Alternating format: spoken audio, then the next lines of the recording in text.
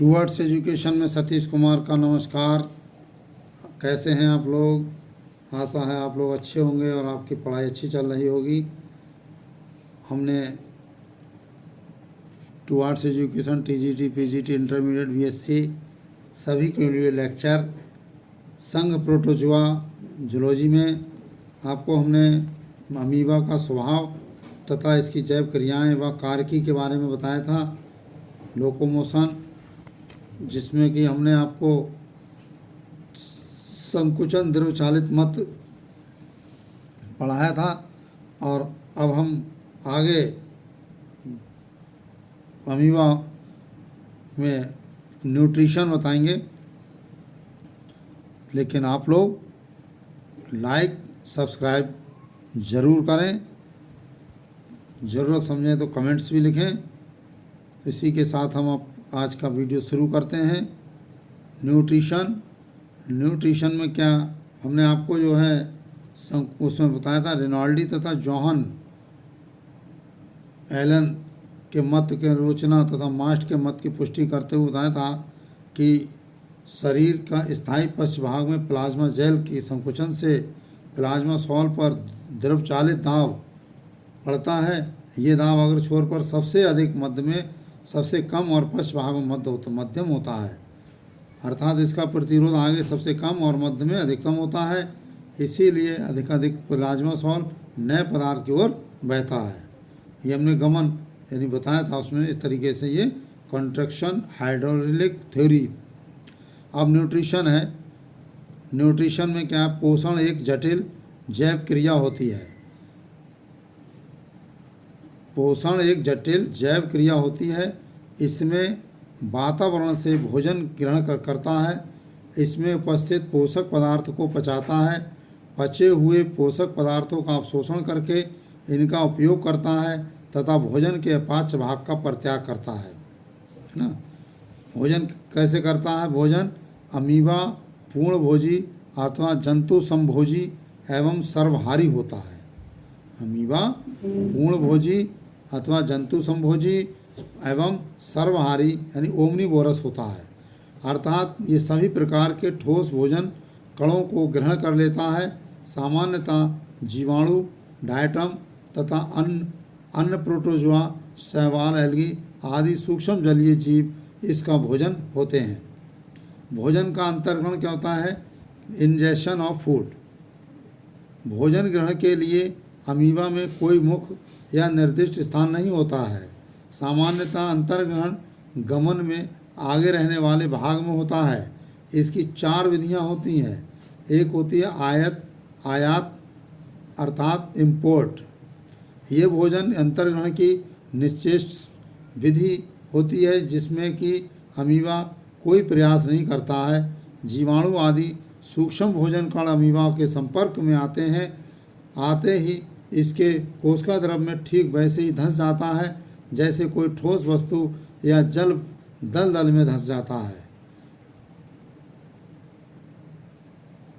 जिससे ये अब आया और इससे टकराया, इस तरह से। अंतर्वलन या इन्वेजिनेशन, इसमें अमीबा का जो भाग भोजन के संपर्क में आता है उस भाग में प्लाज्मा सेल तथा एक्टोप्लाज्म अकस्मात एंडोप्लाज्म में धंसकर एक ऐसी नली बना ली जाती है जैसे कि पक्षी कोशिकाओं यानी फैगोसाइट्स में होती है, या गुब्बारे में अंगुली गढ़ाने से बन जाती है। धीरे धीरे नली की दीवार तो एंडोप्लाज्म में घुल जाती है और दूरस्थ भोजन युक्त खाद्य और खाद्य रिक्तिका के रूप में बचा रहता है। इस तरीके से अगला है परिप्रवाह या सरकमफ्लुएंस। शैवाल के सूत्रों जैसे अपेक्षाकृत निश्चल भोजन कणों के अंतर्ग्रहण में अमीबा का पूरा कोशिका द्रव भोजन के चारों ओर बहकर इसे एक आहार में घेर लेता है।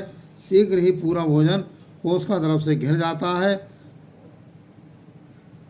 और भोजन के चारों ओर की प्लाज्मा लेमा की ओर एक्टोप्लाज्म पिघल कर एंडोप्लाज्म में बदल जाता है। अगला है परिवर्धन या सरकमवैलेशन। सरकमवैलेशन इस विधि में सक्रिय शिकार का अंतर्ग्रहण होता है। शिकार को एक साथ कई पादाप घेर लेते हैं जो पहले सिरों पर और बाद में पार्श्वों में भी परस्पर जुड़ जाते हैं। इस प्रकार पूरा शिकार कोशिका द्रव में फंस जाता है। ये इस तरह से आपको भी चित्र दिखाते हैं। इस तरह से ये आया, इस तरह से आया, ये आगे पूरा धंस गया, अंदर गया। भोजन कण की प्रकृति के अनुसार इसके अंतर्ग्रहण में 1 से 2 मिनट लगते हैं। अमीबा भोजन की पहचान नहीं कर सकता है, फिर भी वह ये कार्बनिक एवं अकार्बनिक पदार्थों का भेद कर लेता है। ये युगलीना, पैरामीशियम आदि छोटे जंतुओं के लिए विशेष चाव का प्रदर्शन करता है। तो अंतर्ग्रहण में भोजन के साथ बाहरी जल की भी कुछ मात्रा सदैव रहती है। भोजन और यही जल एंडोप्लाज्म में खाद्य धानी बनाते हैं। सक्रिय अमीबा के एंडोप्लाज्म में हर समय कई खाद्य धानियाँ होती हैं। ये प्लाज्मा सॉल की चक्र गति के साथ इधर उधर घूमती दिखाई देती हैं। प्रत्येक के चारों ओर झिल्ली नुमा आवरण होता है जो शरीर की जीव कला के ही टूटे हुए भाग से बनती है। कोशिका पायन अर्थात पिनेकोसाइटोसिस या सेल ड्रिंकिंग कैसे करता है।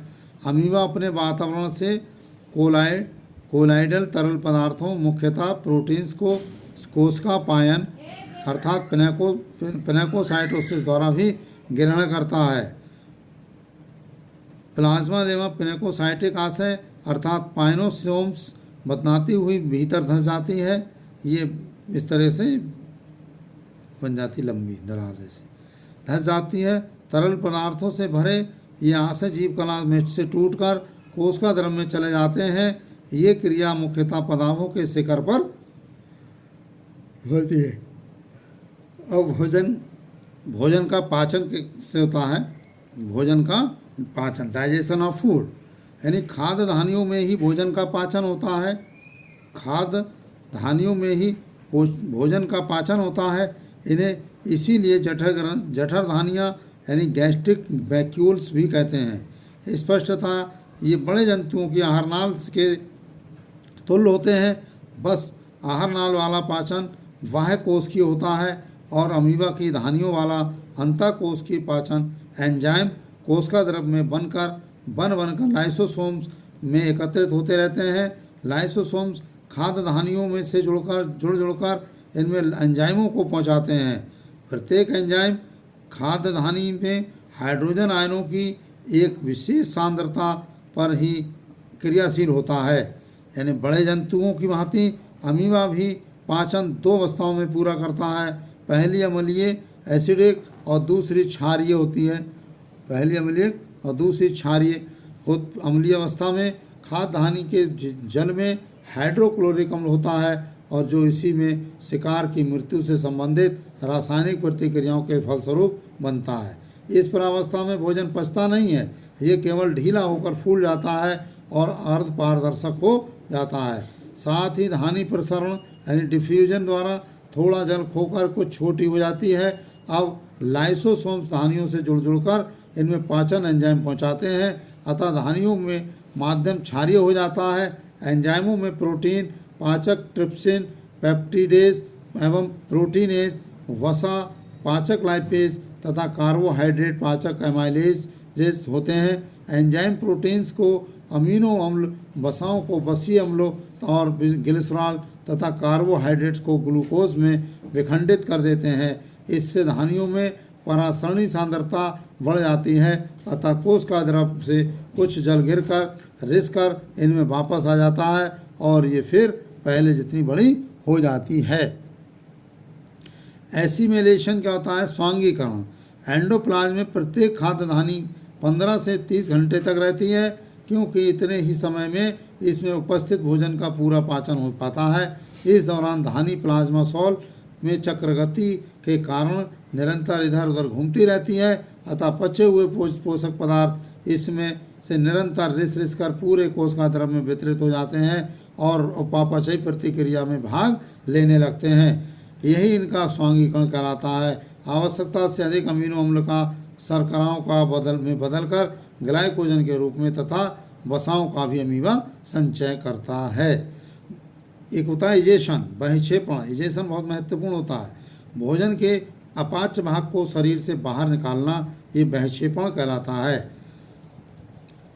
अमीबा में इसके लिए भी कोई निर्दिष्ट स्थान नहीं होता है। जिस खाद्य धानी में पाचन समाप्त होता है वह इधर उधर न बहकर से स्थिर हो जाती है और गमनशील शरीर आगे बढ़कर इसे पीछे छोड़ देता है। अस्थायी पिछले छोर पर ऐसी धानी के संपर्क में आते ही प्लाज्मा लेमा अकस्मात फटकर इसे बाहर का मार्ग दे देता है और फिर तुरंत वापस जुड़ जाता है। ये आज मैंने न्यूट्रिशन, आज के लिए इतना ही। कल आपको रेस्पिरेशन। इसी के साथ हम लोग लाइक सब्सक्राइब जरूर करें। इसी के साथ थैंक यू।